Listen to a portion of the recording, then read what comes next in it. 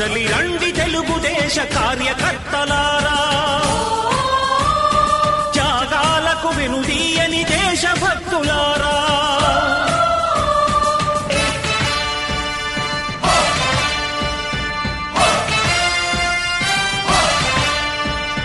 కదలి రండి తెలుగుదేశ కార్యకర్తలారా, త్యాగాలకు వెనుదీయని దేశభక్తులారా.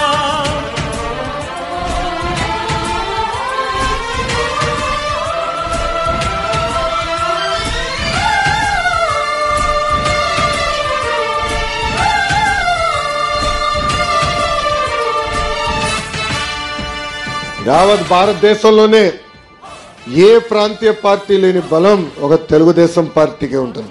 అదే తెలుగుదేశం పార్టీ కార్యకర్తలు. విశ్వవిఖ్యాత నట సార్వభౌమ స్వర్గీయ శ్రీ నందమూరి తారక రామారావు గారు ఏ ముహూర్తంలో పార్టీ స్థాపించారో తెలియదు కానీ ఆ పునాది మామూలుది కాదు. నందమూరి ఆశయ రథ సారథ్యం మీదే, చంద్రబాబు స్వర్ణాంధ్రకు నిర్మాతలు మీరే. నా కష్టాలు గుర్తించి ఐటీ శాఖ మంత్రి నారా లోకేష్ గారు నాకు ఉత్తమ కార్యకర్తగా అవార్డు ఇచ్చినందుకు చాలా సంతోషంగా ఉంది. నా మీద పెట్టిన నమ్మకాన్ని నిలబెట్టుకుంటూ జీవితాంతం కష్టపడి తెలుగుదేశం పార్టీకి పనిచేస్తానని తెలియజేసుకుంటున్నాను.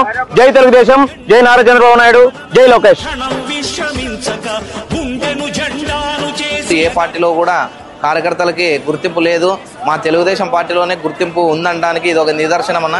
నారా లోకేష్ గారు కుటుంబ సభ్యులతో ఎలా కలిసి ఉంటారో అలానే కలిసి ఉన్నారన్న. నాకు చాలా ఆశ్చర్యం వేసింది. గత 15 ఏళ్ళుగా ఈ పార్టీలో కష్టపడి పనిచేసినందుకు మన ఆయనకి ఒక గుర్తింపు ఇచ్చారు ఉత్తమ కార్యకర్తగా. అది తీసుకోవడానికి నాన్న లేడు.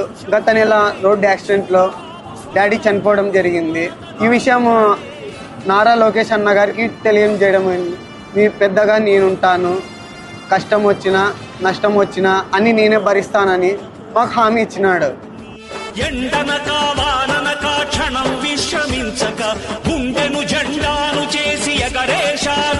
ఇప్పుడు అందరు సెల్యూట్లు కొడతారు కానీ కష్టకాలాలు మనం మర్చిపోకూడదు, మన పడిన అవమానాలు మర్చిపోకూడదు. ఏం తప్పు చేయని చంద్రబాబు నాయుడు గారిని 53 రోజులు రాజమండ్రి జైల్లో బంధించారే, నేను మర్చిపోను.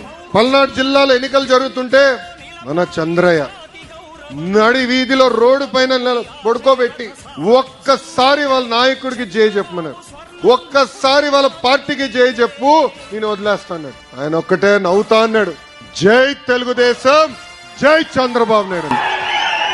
ప్రాణాలు పోగొట్టుకున్న చంద్రయ్య. మీ అందరి పైన కూడా కేసులు పెట్టారు, అడుగడుగున అవమానించారు. కానీ మంది పసుపు జెండా, ఎవరు మన అండర్ ఎస్టిమేట్ చేయలేరు. నందమూరి ఆశయ రథ సారథ్యం మీదే, చంద్రబాబు స్వర్ణాంధ్రకు నిర్మాతలు మీరే.